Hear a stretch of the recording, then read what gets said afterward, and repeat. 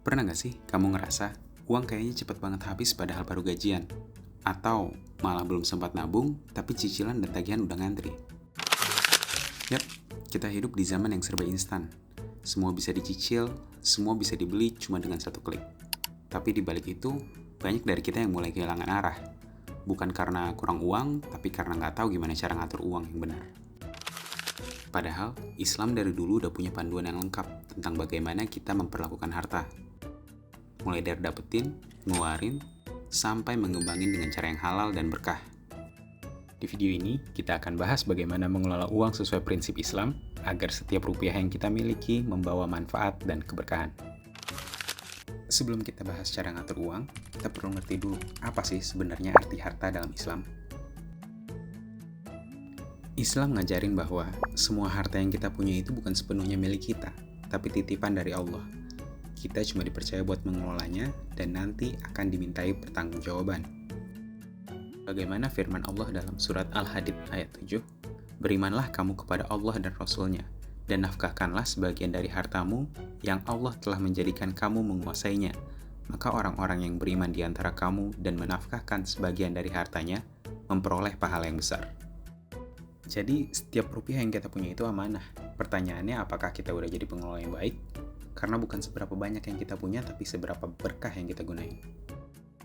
Masalahnya, kebanyakan anak muda sekarang bukan cuma penghasilannya yang kecil, tapi gaya hidup yang terlalu besar. Kita sering lupa bedain antara butuh dan pengen. Rasulullah bersabda, makan dan minumlah, berpakaianlah, dan bersedekahlah, tapi jangan berlebih-lebihan. Artinya, Islam ngajarin kita hidup seimbang. Boleh menikmati dunia, tapi jangan jadi budaknya. Mulai dari hal kecil, bedakan antara pengeluaran wajib dan hiburan. Catat setiap pengeluaran harian, sisihkan dulu buat zakat, infak, dan sedekah sebelum buat nongkrong. Dan ingat, gaya hidup boros itu sering jadi pintu masuk ke masalah berikutnya, yaitu hutang. Nah, mari kita bahas hal yang paling sering jadi jebakan zaman sekarang, hutang.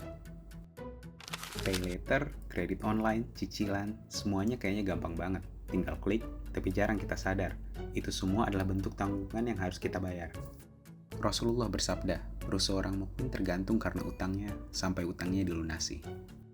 Artinya, Islam gak main-main soal hutang. Tapi jangan salah paham dulu, utang bukan hal yang haram. Utang itu boleh, asal untuk kebutuhan yang jelas dan bermanfaat, bukan cuma untuk memenuhi keinginan sesaat. Soalnya, utang buat modal usaha halal itu baik. Utang buat pendidikan juga boleh. Tapi kalau utang cuma buat beli gadget baru biar gak ketinggalan tren, nah itu yang harus kita pikir ulang.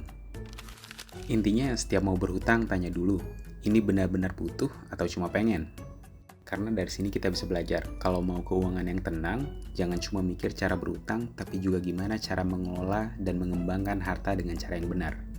Nah, ngomong soal mengembangkan harta, banyak anak muda sekarang yang mulai tertarik dengan investasi. Mulai dari saham, kripto, sampai reksadana. Tapi sebagai muslim, kita harus hati-hati.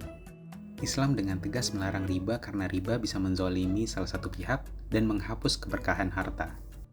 Di sistem keuangan syariah, semuanya harus transparan dan adil. Ada akad yang jelas, ada barang atau jasa yang nyata, dan nggak ada bunga yang bertambah terus. Makanya sebelum investasi, pastikan pilih instrumen yang diawasi Dewan Syariah Nasional, pahami akadnya, dan yang paling penting, niatkan bukan cuma buat kaya, tapi biar uangmu bermanfaat dan berpahala. Karena kalau sumbernya halal, hasilnya juga bakal berkah.